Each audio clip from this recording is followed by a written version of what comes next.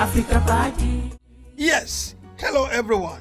It's the grand opening of Hall of Fame Bar and Restaurant in Farato, West Coast Region, Commissar, on Friday, 19 December 2025 at 5 p.m. Oh yes, at night is food and drink with salsa live band performances, DJs and artists. Come on, Mbadingola Tolamonyola, Hall of Fame Ibayella, Arjumo to Akaro Tiltani Konoto, West Coast Region member Farato, Oto Yalbele Bunya, Buken Des, Damane Hall of Fame, the Nanko Ubi, the grand opening, Arjuma, Fuki Fanak Dromin and very December, Chajuromi Watu, Chafarato, the for Otanyab. Come on, see you all there.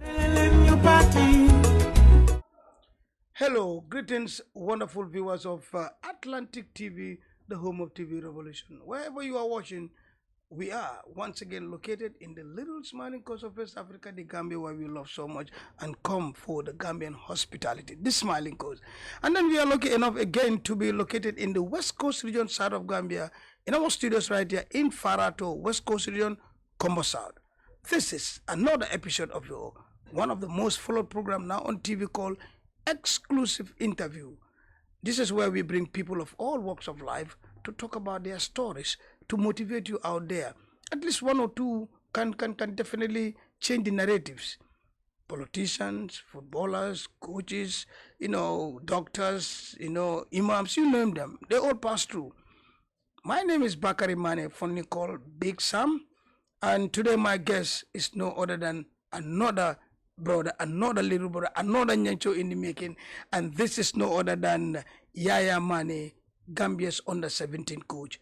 Noma, welcome to Atlantic TV. Welcome, Coach Yaya. Thank you so much, Nkoro. Thank you so much, and I'm very much happy to be here with you to share the same platform with my brother. Definitely. Alhamdulillah. So once again, I'm saying assalamu alaikum to all your wonderful viewers, and I thank you and your staff for the hospitality since when I came in. Oh, so I'm very much happy. So the Gambian hospitality touches you, huh? Yeah, absolutely.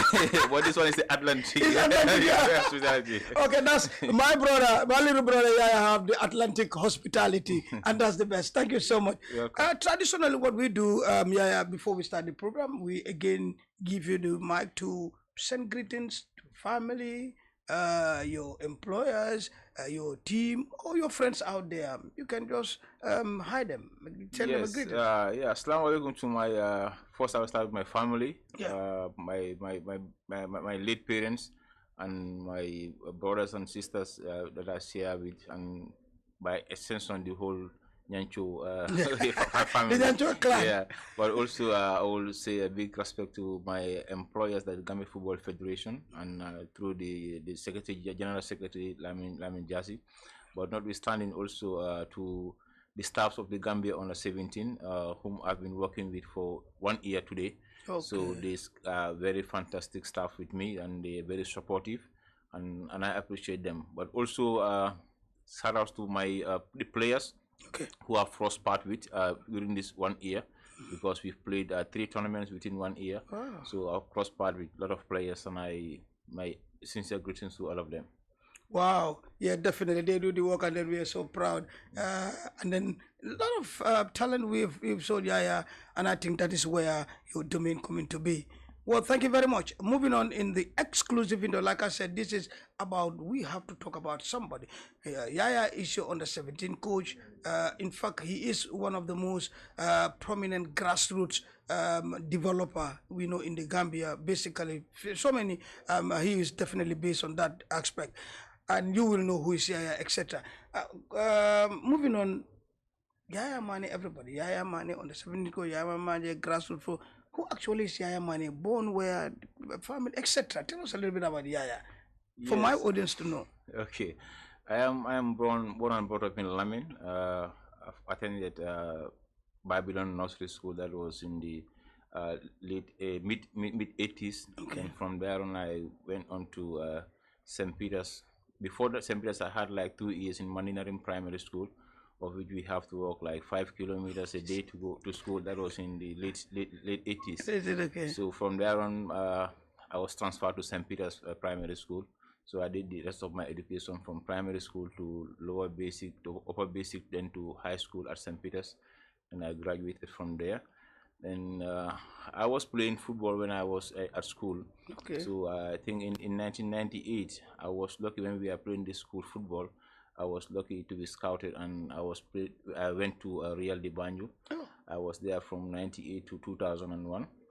So I think 98 98 we won the league with a coach from Senegal, Demba Ramata. Oh, So Demba. Demba It's a Ramata, former Casa sport yeah, coach. I know exactly. Demba Yeah, Ramada. yeah, Yeah. yeah. He coached also at Real de Banjo. So Okay. then I continued on playing football. By 2000, I have to stop because it was a year that I need to sit to my WAS exams. So from there on, I sat to the exam, and from there, I think I moved to Steve Biko, Okay. where I played alongside with Lai Bojang, Abidjan Boy, and a lot of other people. So from there, I was That's my play. town, Bakau. Yeah, It's Bakau boy. Oh, yeah. yeah. I was playing football at some point in 2005. I remember, Okay. and I was working at Cyber Amari and Sons at the Japanese consulate. Oh. Then it, work and football. Then at some point I have to choose football. Then my mother told me that you're sick. How can you just leave your work For the football. for football? Yeah.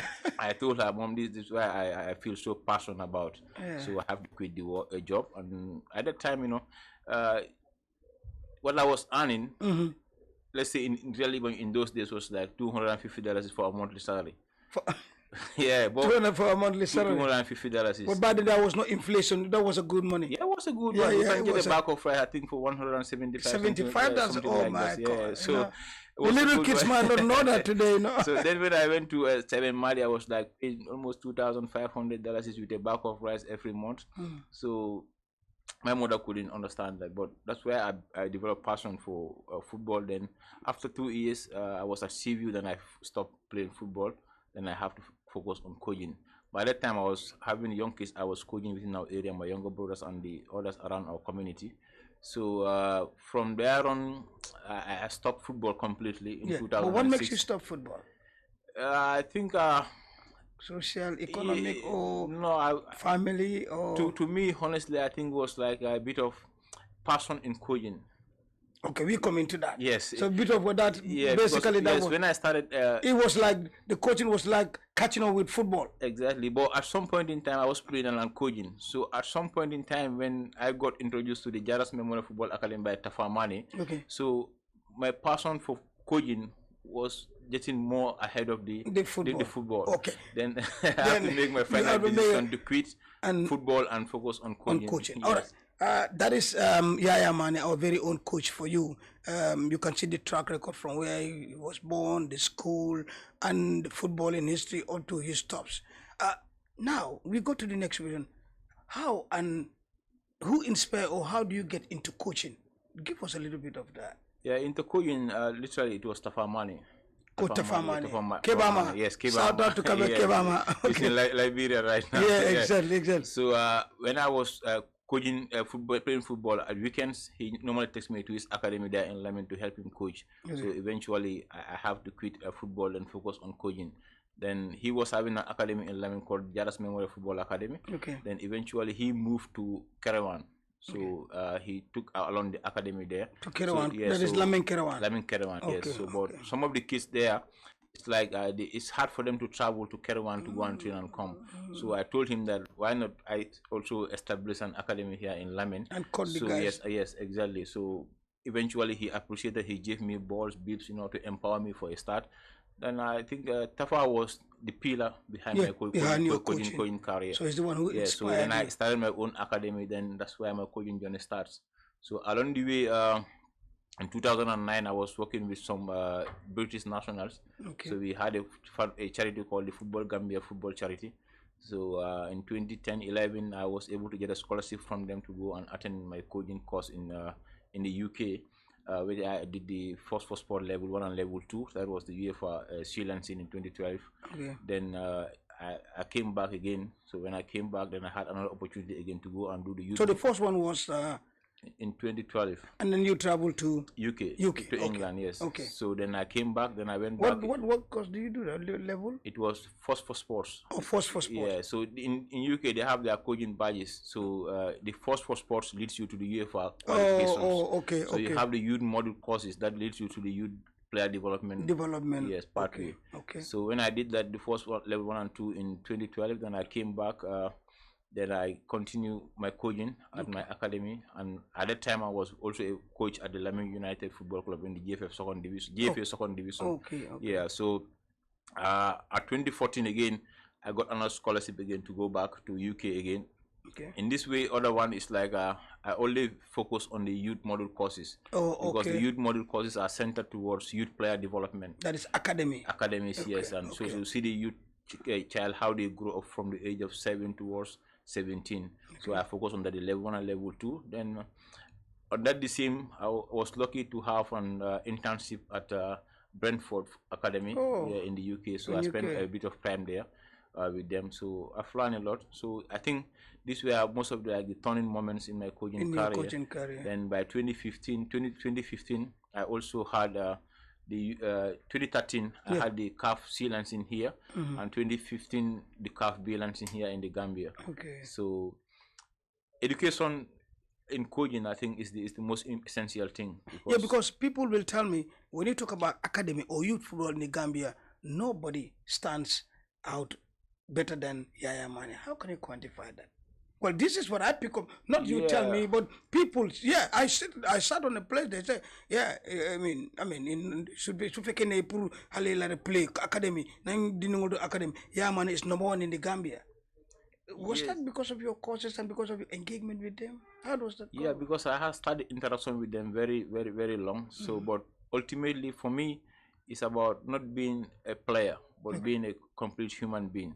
So in our academy, we have strict emphasis on trying to develop a complete human being with the right attitude to whatsoever you're gonna do in the world. So you must be able to have the right attitude. So that is something. But also, I believe in my youth module courses gave me a very insight knowledge about how young players will develop. So when we are there on the training ground, it's educative. The kids will love it, and the environment is so conducive for them.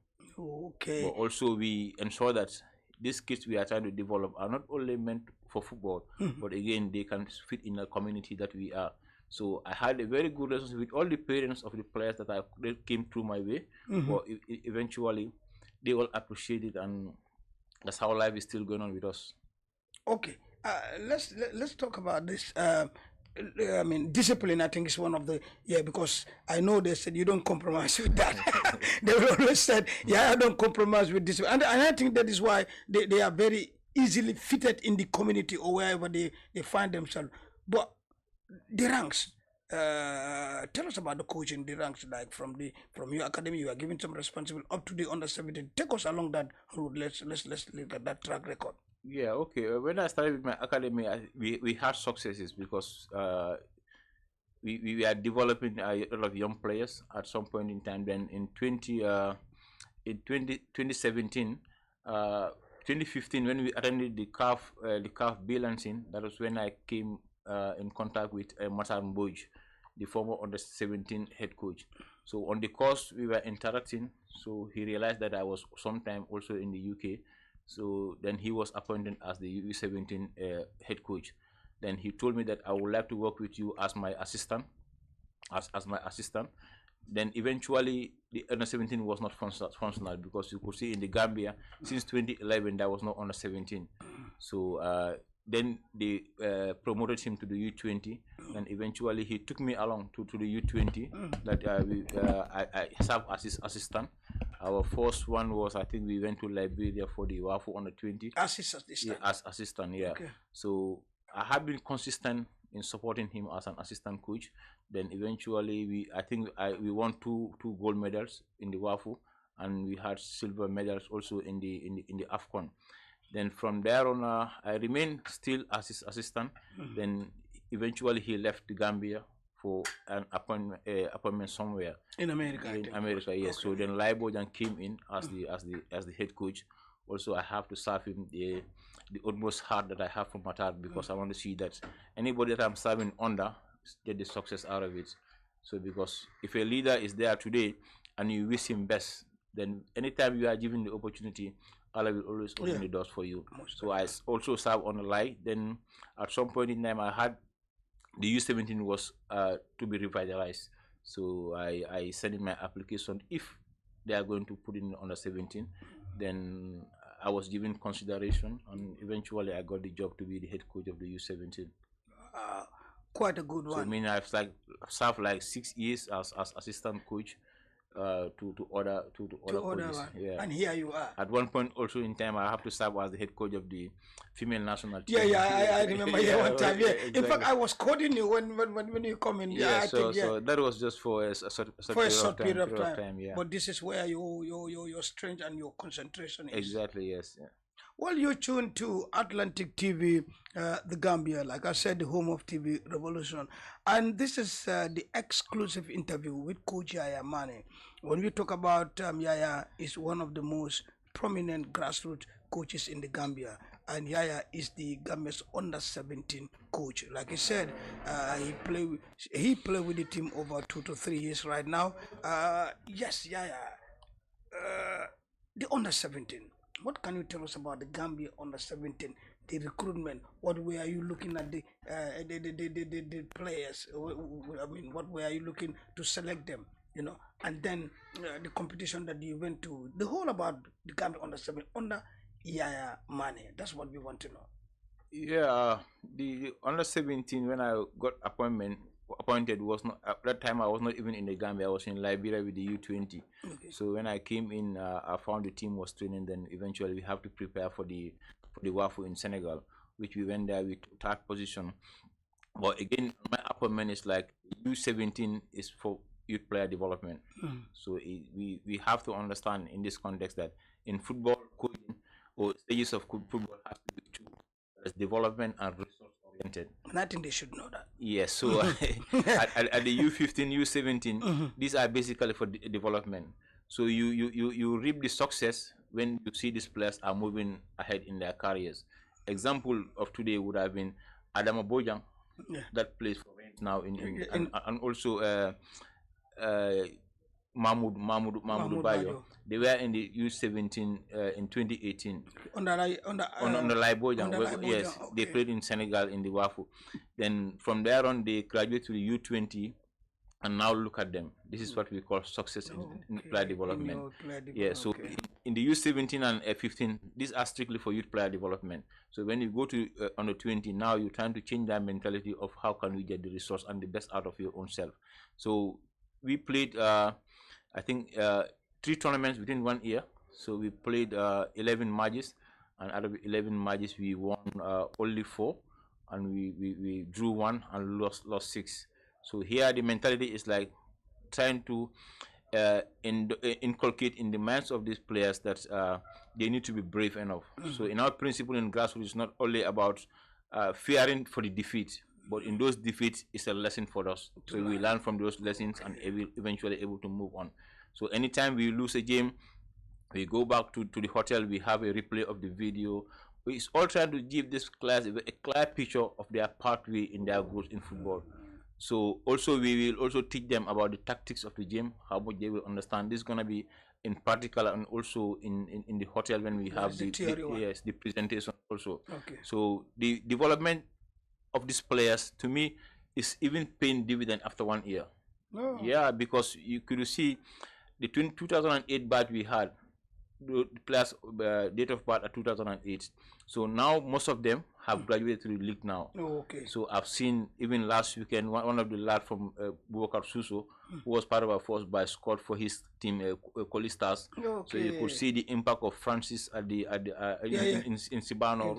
So you have others playing for Falcons and BST, other teams also. So this is what we call development. So when they are given the platform to express themselves, then they will eventually grow to that higher heights. So basically, coach is telling us that many Gambian. I think we need to, coach. I think you need to talk to them. Gambian want results. Under 17s are player development. Either you win or you don't win. This is where, in fact, even if you lose, this is where you capitalize on your weakness to train them. But Gambian will say, "Fuck, guy, boy, this is not." That's talk to your scorpions about that. They are the one. These are player development transition. So I think this we should understand. Yes, we can get result, but even if you don't get result, participation in tournament definitely. But I ask you something that, because I know before the last one you were going around the country to recruit. So in this exercise, what way are you looking at the players? What are the players? What advantage or what tactics are you using to select a player? Yeah, in that tour we had this scouting tour we did before this last U17. Okay. So it was all meant towards trying to select players who are within the age bracket of U17. That's one. Yes, for the tournament. But also we were scouting players based on position specific. Exactly, that's what happened. So because we had a batch of like 7 players who were left in the last batch, so now we want to recruit some other new players who can join these other lads to make it up for the Gambia U17. So we went around the whole country, and we came in contact to almost like 400 young players within the age bracket. Then we went from the scouting. That was the first phase. We scouted the number of players that we had. But how do you scout, coach? I know it's about age bracket, but there are certain things. Is it techniques or is it ball control? There's something that you might see in these players and get them. Yeah, we're just looking at the basic, but also the player intelligence. Okay. Also counts a lot. Also counts, apart from the age bracket. Yeah, apart from the age the bracket. Basic and some intelligence. But also you need to see the desire in these kids. Yeah, so before we start, we give them an intro that you are here for this, but you have right to play for 40 minutes. But it doesn't have to take you 40 minutes to impress us. If you can do it for even 5 minutes, we are okay. You're good with that. I can still remember we went to Basse. Okay. There was this lad when we started the gym. In 7 minutes, he assisted 2 goals and scored 1. I said to my staff, why will we have to keep him there anymore? He showed us what he can do. So we took him out of the pitch. Then give another guy the opportunity. So we were just looking at players within that age bracket who can be able to perform, but also who have a promising career pathway going forward. The passion and the intelligence. Exactly, yeah. Wow. So let's recount the last one and this one. How can you get 2 of them? I mean, your international, when you went with the under 17, the last one and this one. Yeah, the last waffle we played was in Senegal. That was last year. Okay. When we finished third, then this one we were not able. That was your first assignment. First assignment, yes. Okay. So this one we fell out in the group stages. But again, it was a very tough group that we were in. We fought very hard, but eventually we couldn't able to make it because we got 4 points. Mali got 5, then Guinea-Bissau got 7, then they qualified. But also I believe if we had the right structures, the right preparation period, I think we can make a better things out of it. Because anytime that we go to outside tournaments, what I normally see is that in our first matches we struggle to adapt. It's because of, to me, it's like the acclimatization. Oh, okay. Yeah, so we arrived like 3 days before the match, and the next day we are down there to free up or whatsoever. Okay. So for the past 3 tournaments we went into, all the time we lose our first games. So before you adapt. Yeah, so with that we've learned a lesson out of it. Now we're able to put up our report and send it to the federation that we now need a better early arrival and early preparations. Exactly. So this one we just concluded in Mali. To me, it was most outstanding performance. Oh yes, because you look at the players that we travel with. These are very young players whom, if you ask them before their selection, they were not like in any organized structural leagues.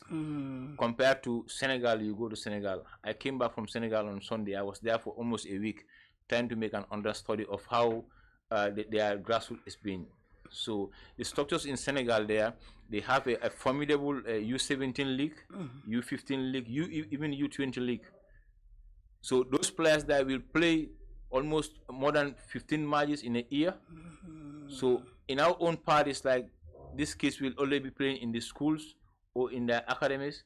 So in the school league, you wouldn't play more than 5 matches, because in a group stage from there, then eventually you are up there to semi-final, to the final. So for us to be able to match them, I think we need to have a very formidable structures that shows the pathway for grassroots football. So when we went to Senegal, Mali, yes, we were able to match them because we drew with them. But Senegal were a bit far away from us. And also, you look at our group in Guinea-Bissau, their preparation to me, I think, was better than us, because they had moments that the team was sometime in Portugal for a training camp. Also, I mean, they have the liberty to travel to other countries for their training camp, and they were there earlier. I think we were the last team to arrive in Mali. So 2 days later, we had to play against Guinea-Bissau. We did well, to be honest. The players did very, very well in that game. So at some point in time, we lost the game, but we've learned a good lesson. So that helped us to prepare our next game to play against Liberia, of which we won by 4-0. Yeah, then the last one was a decisive one that we had to play against host nation Mali. We took the lead, and after they equalized, they took the lead again. Then we were able to equalize it. Well, this is development. So when I look at the statistics, I think this last they did well. But to me, optimistically, it's like I'm seeing a very good future ahead of them. So all sum together, coach, you have a lot to learn, and then now you have sent your proposal, and I think we'll see a very, very good one. Yeah. So as we go on into subsequent tournaments, you will see difference. Absolutely. Coach, this is one of my before we go, what is your most important message that you want to send across, especially when it comes to, or you choose maybe youth football or any other thing, or as a coach, what is your most important message you want to send out there? And I want you to talk to them on the camera.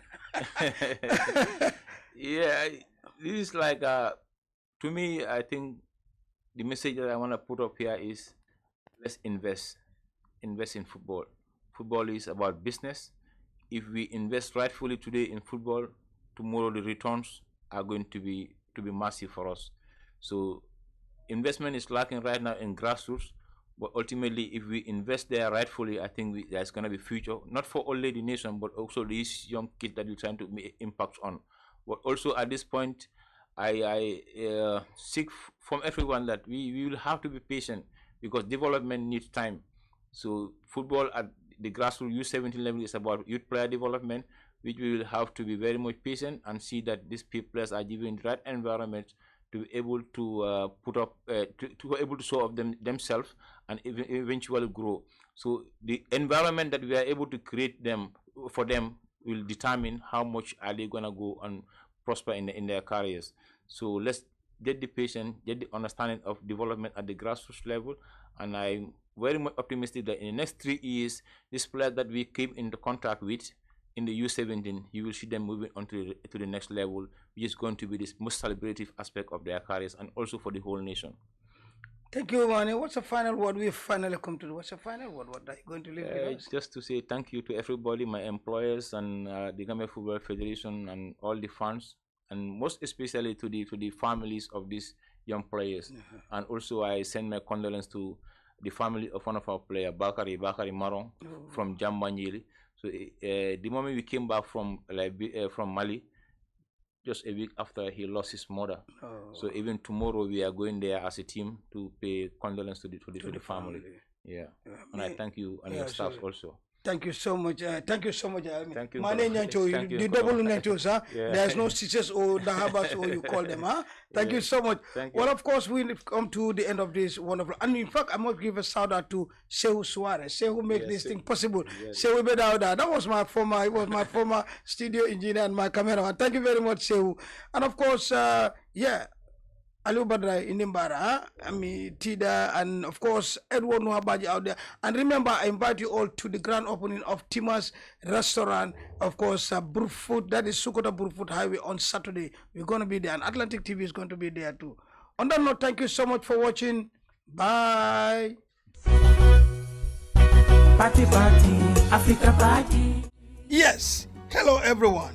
It's the grand opening of Hall of Fame Bar and Restaurant in Farato, West Coast Region, Combo South, on Friday, 19 December 2025, at 5 p.m. Oh yes, at night is food and drink with salsa live band performances, DJs and artists. Come on, Mbadingola Tolamonyola, Hall of Fame Ibayella, Arjumo to Akaro Tiltani Konoto, West Coast Region member Faratoto, Oto Yalbele Bunya, Buken Des, Damane Hall of Fame, the Nanko Ubi, the grand opening, Arjuma, Fuki Fanak Drumin and very December, Chajuromi Watu, Chafarato, the 4 Otanyab. Come on, see you all there.